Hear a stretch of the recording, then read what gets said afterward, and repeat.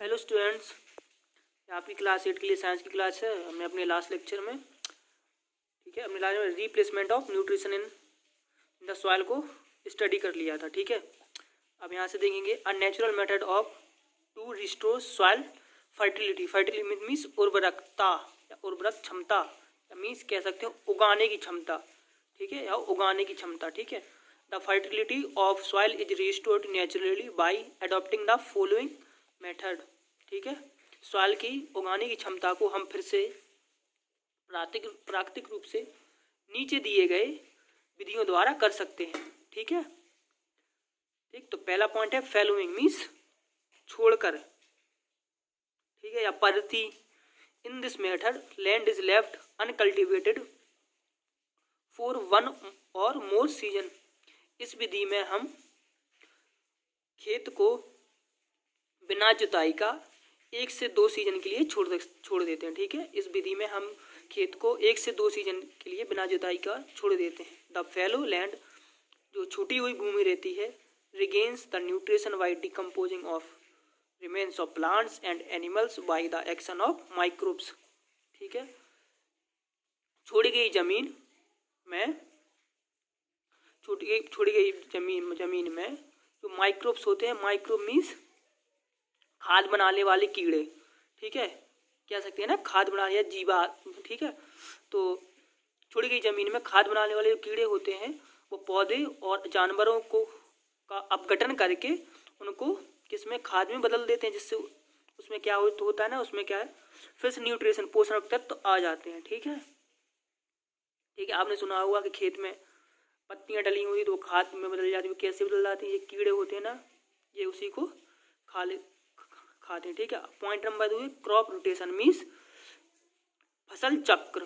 Crop rotation is the method of growing different crops alternately on the same field. फसल चक्र एक अलग अलग फसल को उगाने की विधि है जो कि एक निश्चित अंतराल के द्वारा एक ही प्रकार के खेत में उगाई जाती है। ठीक है, फॉर एग्जाम्पल, ठीक है, the farmer grow crops like wheat और barley in the first year. ठीक है, फार्मर पहले गेहूं और बेरली ये पहले साल में या पहले सीजन में उगाते हैं। This is followed by the growing. ठीक है, फिर उसको अगली बार फलीदार पौधे उसमें बोए जाते हैं, जैसे पी और सोयाबीन, जैसे मटर और soybean in the next season means अगले सीजन में उसमें फलीदार पौधे जैसे मटर और सोयाबीन बोए जाते हैं। This help is in replacement of soil with nitrogen. यह मिट्टी में नाइट्रोजन की मात्रा को निश्चित करता है, या जैसे ही नाइट्रोजन की मात्रा उसमें कम होती है तो उसको जैसी की तैसी कर देता है। ठीक है, ठीक है, you have learned earlier in class 7। आपने अपनी पिछली क्लास 7 में एक बैक्टीरिया के बारे में पढ़ा होगा जिसे हम कहते हैं rhizobium are present in the root, जो कि जड़ नूडल्स ऑफ लिग्यूमिनस प्लांट्स, जो कि फलीदार पौधों के जड़ में प्रेजेंट होता है। ठीक है, आपने अपनी क्लास 7 में राइजोबियम बैक्टीरिया के बारे में पढ़ा होगा जो कि फलीदार पौधों की जड़ों में होता है। देखो ये क्या है, राइजोबियम। ठीक है, this bacteria convert atmospheric nitrogen into simple nitrogen compound. यह बैक्टीरिया जो वातावरण में नाइट्रोजन प्रेजेंट होती है उसको लिक्विड नाइट्रोजन में बदल देता है। ठीक है, सिंपल नाइट्रोजन में लिक्विड नाइट्रोजन में होता है। Date can easily be absorb by plant, जो कि आराम से बिल्कुल पौधों द्वारा एब्जॉर्ब कर लेते हैं पौधे उनको। ठीक है, farmer are being encourage to adopt these practice, और किसानों को भी यह तरीका अपनाने के लिए बोला जाता है। ठीक है, क्योंकि ये बहुत ही अच्छा तरीका होता है अपने क्रॉप्स के लिए। ठीक है, देखो ये क्या है, राइजोबियम नूडल्स हैं ये। ठीक है, ठीक है, और ये क्या है, रूट ऑफ लिग्यूमिनस प्लांट। ठीक है, फलीदार पौधों की क्या है, जड़ें हैं। ठीक है,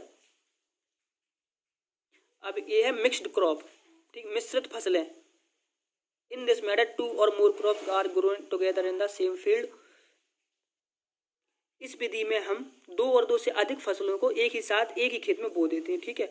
मीन्स वहीं मटर बो दी, वहाँ पे चने बो दिए, वहीं थोड़ा गेहूँ बो दिया, ठीक है। The crops of select in such a manner, हम इन फसलों को इस प्रकार चुनते हैं, इस प्रकार या इस क्रम में चुनते हैं कि that the nutrition requirement one crop is fulfilled by the other crop, ठीक है। अदर कि एक फसल की पोषण तत्वों की मात्रा, पोषण तत्वों की आवश्यकता को दूसरी फसल पूरा कर दे, ठीक है। जैसे हमने एक पी बो दिया, फिर वी बो दिया, वीट बो दिया, ठीक है। पी बो दिया, वीट बो दिया। अब जैसे पी को नाइट्रोजन की आवश्यकता है या किसी भी न्यूट्रिशन की आवश्यकता है, वो तो उसको वीट है ना, वीट की क्रॉप उसको प्रोवाइड कर दे, ठीक है। ये तो क्या बोलेंगे, इसको मिक्स्ड क्रॉपिंग बोलेंगे, ठीक है। ठीक है, इसमें आगे लिखा भी है leguminous crops such as pea, soyabean and cereals crops like wheat और rice can be grown together in the same field. हमने बताया था कि फलीदार पौधे जैसे मटर को, सोयाबीन और सीरियल्स क्रॉप्स लाइक व्हीट, अनाज जैसे गेहूं को जब एक ही साथ हम एक ही फील्ड में बो देते हैं। Cotton and groundnuts are grown together, और कॉटन को और मूंगफली को भी साथ में बो दिया जाता है, ठीक है। आपको इतना समझ में आ गया होगा। आपके लिए आज के लिए इतनी क्लास थी। Thank you.